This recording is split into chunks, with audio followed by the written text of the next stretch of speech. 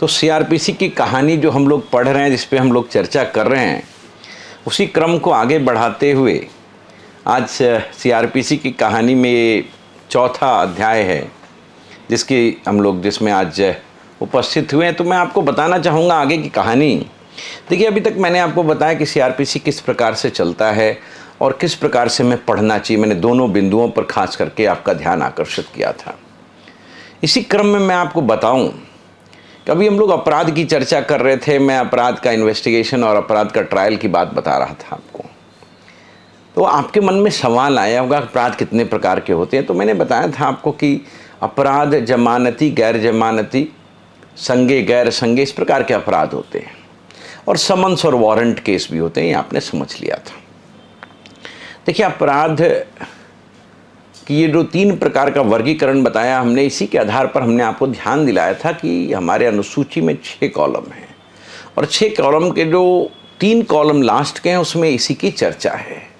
तो देखिए, याद रखना पड़ेगा, ध्यान देना पड़ेगा, समझना पड़ेगा कि कितने तकनीकी, कितनी टेक्निक से और कितने तर्क के साथ इस सीआरपीसी में चर्चा लिखी गई है। इसी तर्क को समझाने के क्रम में, और मेरा जो उद्देश्य है कि पूरे भारत को बताना है, ये सीआरपीसी एक सरल विषय है और यदि तर्क से, तकनीक से, तरकीब से, तरीके से हम पढ़ेंगे तो हम सब कुछ समझ लेंगे। मैं आज आपको बताता हूँ इसी क्रम में आगे कि जब भी ऑफेंस होता है, तो मैंने बताया था पहले भी आपको, हम या तो पुलिस के पास एफआईआर, एनसीआर करने जाते हैं या मैजिस्ट्रेट के पास कंप्लेंट करने जाते हैं। अब आपके मन में सवाल आएगा कि एफआईआर होता क्या है। तो एफआईआर तो प्रथम सूचना रिपोर्ट है। आप पुलिस को जाते हैं, बताते हैं, कॉग्निजेबल ऑफेंस यदि उसमें परिलक्षित होता है तो पुलिस की जिम्मेदारी को एफआईआर को रजिस्टर करें। और यदि ये एफआईआर नहीं है, संज्ञेय अपराध नहीं है, तो एनसीआर हम रिकॉर्ड करते हैं 155 में, आपको पता है, ये आप जानते हैं। अब यदि पुलिस वाले के पास हम नहीं जाना चाहते तो हमारे पास एक दूसरी अल्टरनेट व्यवस्था उपलब्ध है जिसको हम लोग कंप्लेंट कहते हैं। देखिए, ये बात सबको समझ में आनी चाहिए, सर्वसाधारण को भी समझ में आना चाहिए। इसमें लॉ की कोई हमने तकनीकी बातें शामिल नहीं की। हम चाहते हैं कि भारत इस विधि को समझे और भारत का हर नागरिक अपने अधिकारों को समझे। उससे यदि पुलिस और मैजिस्ट्रेट को मदद लेनी है तो इस बात को समझे। तो इस लेक्चर सीरीज का उद्देश्य न सिर्फ विधि के विद्यार्थियों को ज्ञान देना है, बल्कि हमारे आपके जैसे साधारण नागरिकों को न सीआरपीसी की प्रक्रिया बताना है और उनको समझाना है कि किस प्रकार से सीआरपीसी चलता है, किस प्रकार से हम अपराध विधि का क्रियान्वयन करा सकते हैं। तो देखिए, पुलिस में यदि आपका विश्वास नहीं है तो आप पहुंचिए मजिस्ट्रेट के पास और मजिस्ट्रेट के पास ले जाइए कंप्लेंट। अब आपके मन में सवाल आएगा, फिर ये कंप्लेंट होता क्या है, जिसको हिंदी में हम लोग कहते हैं परिवाद। ये परिवाद क्या है, परिवादी कौन है, कब हम परिवाद लेकर के जा सकते हैं? तो किसी भी अपराध होने की स्थिति में आप 2 जगह जा सकते हैं, पुलिस के पास या मैजिस्ट्रेट के पास। पुलिस के पास जाएंगे तो मैंने बता ही दिया, एफआईआर या एनसीआर। मैजिस्ट्रेट के पास जाएंगे तो परिवाद लेके। तो परिवाद होता क्या है, मैं आपको बताऊं, यदि आप लॉ में भी देखेंगे और ऐसे सर्वसाधारण के लिए भी है कि जब भी कोई परिवाद हम दाखिल करने जाते हैं मैजिस्ट्रेट के पास, तो आपको ये जानना होगा कि उसमें किसी प्रकार का एलिगेशन होना चाहिए। अब आप पूछेंगे एलिगेशन लगाएंगे कैसे? तो लिखित या मौखिक दोनों प्रकार के एलिगेशन लगाए जा सकते हैं। दोस्तों, मैं आपका ध्यान दिलाना चाहूँगा कि यदि आप थोड़ी सिविल विधि की जानकारी रखते हैं और यदि आपको थोड़ा सिविल लॉ आता है, जो बहुत लोगों को आता होगा, देश में बड़े कानूनी लोग हैं, लड़ाई झगड़े चलते रहते हैं सिविल प्रकार के, तो बहुत लोगों को ये आता भी होगा। तो सिविल लॉ में हम लोग कंप्लेंट एक फाइल करते हैं, प्लेंट वाद को कहते हैं। यहाँ ये कंप्लेंट है, परिवाद। लेकिन आपको ये बता दूं कि सिविल लॉ में जो प्लेंट फाइल होगा वो हमेशा लिखित होगा। अब आप पूछेंगे कि वहाँ लिखित क्यों और यहाँ लिखित या मौखिक क्यों? तो मैं आपको बताऊं कि क्रिमिनल लॉ और क्रिमिनल रॉन्ग जो भी होता है, इसको रोकना, इसका अन्वेषण करना, इसकी जांच पड़ताल करना, इसका विचारण करना, ये राज्य की कार्रवाई है, ये राज्य का कर्तव्य है। लेकिन प्राइवेट लॉ में ऐसा नहीं है, ये हमारा आपका कर्तव्य है। यदि हमारा कोई सिविल डिस्प्यूट है तो मैं कोर्ट में जाऊंगा, प्लेंट लेकर के जाऊंगा, और मैं जब कोर्ट में लेके जाऊंगा तो कोर्ट को मैं लिखित रूप में ये दूंगा प्लेंट, जिसमें कॉज ऑफ एक्शन होना चाहिए।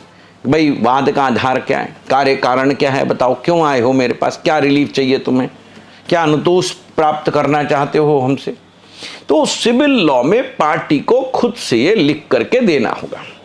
क्योंकि ये क्रिमिनल लॉ है, अपराध विधि है, जिसमें राज्य का एक दायित्व होता है, इसीलिए आप मौखिक रूप से भी देंगे तो मैं आपको ध्यान से बताता हूं, पुलिस का भी ये कर्तव्य है कि उसको लिखेगा, और मैजिस्ट्रेट की भी ये ड्यूटी है कि वो लिखेगा। हम चाहें तो मौखिक रूप से भी ये बता सकते हैं। तो परिवाद पहले तो मौखिक, ये देखिए प्रारंभिक परीक्षा में आता है और ऐसे सर्वसाधारण को भी जानना चाहिए। परिवाद हम मौखिक भी ले जा सकते हैं, लिखित भी ले जा सकते हैं। मौखिक ले जाएं या लिखित, लेकिन परिवाद में एक बात का ध्यान रखना चाहिए कि कोई आधार होना चाहिए। किस बात का परिवाद, किस बात का कंप्लेंट, तो कोई ऑफेंस होना चाहिए। तो आप बताएंगे मैजिस्ट्रेट साहब को कि फला फला स्थान पे इस व्यक्ति द्वारा या उस व्यक्ति द्वारा या गैर नामित व्यक्ति द्वारा अपराध हुआ। हम नहीं जानते हैं कौन व्यक्ति था, लेकिन अपराध हुआ ऐसा मुझे पता है, मैं यही आपके पास कंप्लेंट लेके आया हूँ। और जब हम कंप्लेंट करते हैं उसमें एक अपेक्षा भी होती है कि मैजिस्ट्रेट साहब इस पर कार्रवाई करेंगे। तो इस प्रकार से आप समझो, तो कंप्लेंट में सबसे पहले एलिगेशन है आइदर इन रिटन और in spoken form to a magistrate. ये मैजिस्ट्रेट को ही होगा, पुलिस वाले को नहीं होगा। कंप्लेंट मैजिस्ट्रेट को दिया जाता है। तो मैजिस्ट्रेट को आप कंप्लेंट देंगे कि भैया, एलिगेशन लगाएंगे कि भाई यहाँ पर अपराध हुआ है नो, या तो नामित व्यक्ति का आप कोई व्यक्ति नामित करेंगे किसने अपराध किया, या गैर नामित, यदि आपको नहीं पता है कौन अपराधी था तो आप अननोन पर्सन के खिलाफ भी कंप्लेंट ला सकते हैं। कोई बड़ी बात नहीं है कि भाई यहाँ पर अपराध हुआ और मैं चाहता हूँ कि आप इस पर आगे की कार्रवाई करें।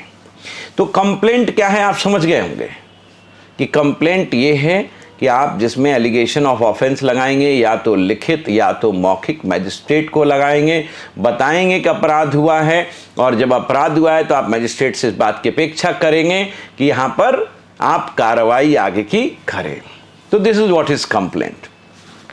अब कंप्लेंट फाइल हो या एफआईआर फाइल हो, दोनों परिस्थिति में आपको जान करके प्रसन्नता होगी। ये मैजिस्ट्रेट का कार्य होता है आगे कि वो दूसरे पक्षकार को बुलाएगा, दूसरे पक्षकार को बुलाएगा। इसको हम लोग लॉ की भाषा में कहते हैं इशू ऑफ प्रोसेस, यानी वो समन्स या वारंट जारी करेगा। ये सर्वसाधारण को भी जानना चाहिए। जब भी आप एफआईआर या कंप्लेंट लेकर के जाएंगे, उस पर आगे जो कार्रवाई होगी, इन्वेस्टिगेशन या इंक्वायरी जो भी होगा, उसके बाद दूसरे पार्टी को हम बुलाते हैं, समन या वारंट जारी करते हैं। और उसके बाद क्या करते हैं, तो उसके बाद हम चार्ज फ्रेम करते हैं। अब जो चार्ज फ्रेम करते हैं तो फिर आपके मन में एक सवाल आएगा कि चार्ज क्या शब्द है, ये क्या होता है।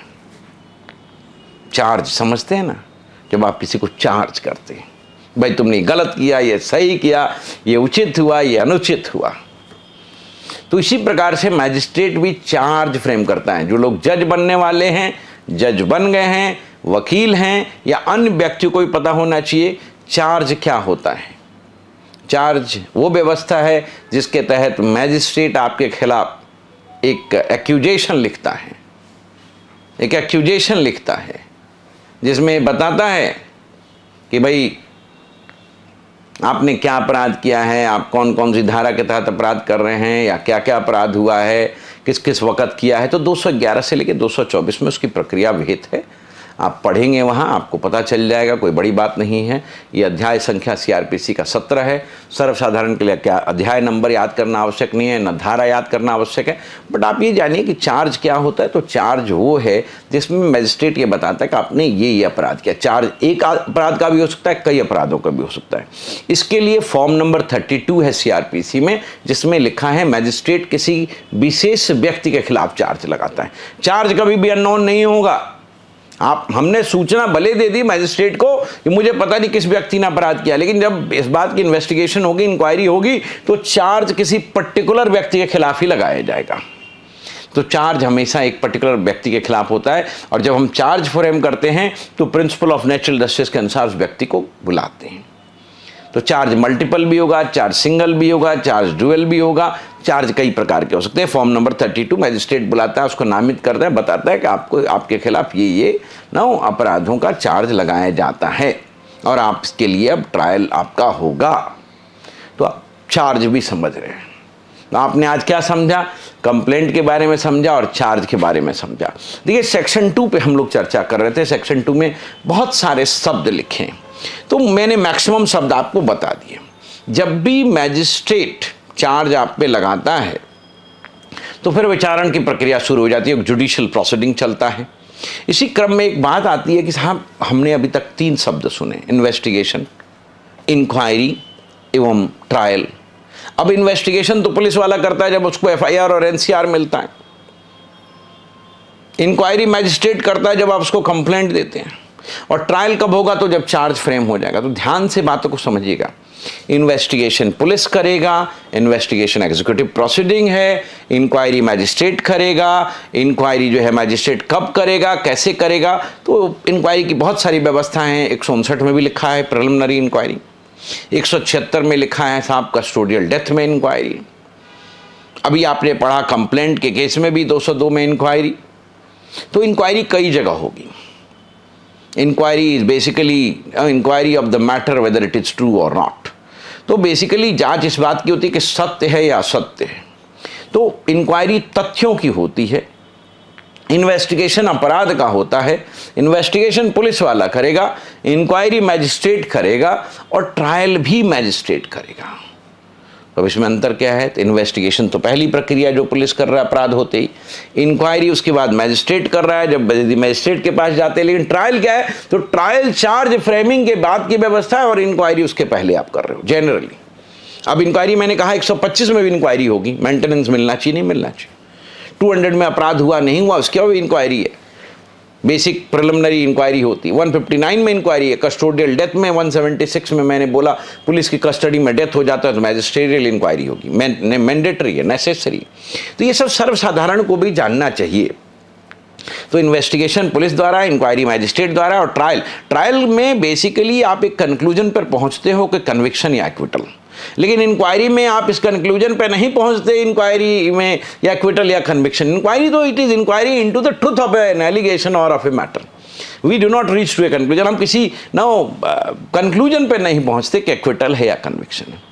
तो मुझे लगता है कि आज आप इन शब्दों से रूबरू हुए हैं, जाने हैं, समझे, आपको ये बातें बिल्कुल स्पष्ट हो गई होगी और पूरे भारत को ये स्पष्ट होना चाहिए। मैं बार बार आपसे आग्रह कर रहा हूं कि जो भी लोग इस बात को सुन रहे हैं, मेरा कार्य है, मेरा उद्देश्य है कि उनको मैं क्रिमिनल लॉ की प्रक्रिया समझाऊं और उनको सशक्त बनाऊं, ताकि उनके साथ जब भी कोई अपराध हो तो स्वयं आपराधिक विधि के तहत, स्वयं इस प्रक्रिया विधि के तहत वो खुद न्यायालय पहुंचे, वो खुद सशक्त बने, खुद सामर्थ्यवान बने। और यही प्रयास है हमारा, हम पूरे भारत को सीआरपीसी बता सकें, सतही भाषा में समझा सकें, साथ साथ हम विद्यार्थियों की सेवा भी कर सकें जो हमारे बहुत दूर दराज गाँव में, सुदूर क्षेत्र में रहते हैं और हम तक नहीं पहुँच पाते। तो मैं फिर से आपसे कहूंगा कि भाई देखिए, आप हमसे जुड़ते रहिएगा। हमारे इस लॉ पाठशाला चैनल को, एम्बिशन लॉ इंस्टीट्यूट के यूट्यूब चैनल को सब्सक्राइब करिएगा, हमें फेसबुक पर भी लाइक करिएगा, टेलीग्राम पर भी जाइएगा, इंस्टाग्राम पर भी जाइएगा। हम डेली अंग्रेजी के शब्द डालते हैं, हम डेली लीगल न्यूज़ के अपडेट फेसबुक पर डालते हैं। आप उन सब चीज़ों को सुनिएगा। एम्बिशन लॉ इंस्टीट्यूट का भी यूट्यूब चैनल सब्सक्राइब करिएगा, लाइक करिएगा, शेयर करिएगा। और हमारा लॉ पाठशाला जो विशेष करके हिंदी का चैनल है, उसको भी आप सब्सक्राइब करिएगा, लाइक करिएगा, शेयर करिएगा। और हम जल्द ही लॉ की क्लास शुरू करने जा रहे हैं जो 10 मई से शुरू होने वाली, उसको भी जो लोग ज्वाइन करना चाहते हैं सबको बताइएगा, समझाइएगा। यदि आपको कोई शक शंका है तो हमसे मिलिएगा, जुड़िएगा, हमारी बातें सुनिएगा, आपको जरूर लाभ होगा। बहुत बहुत धन्यवाद।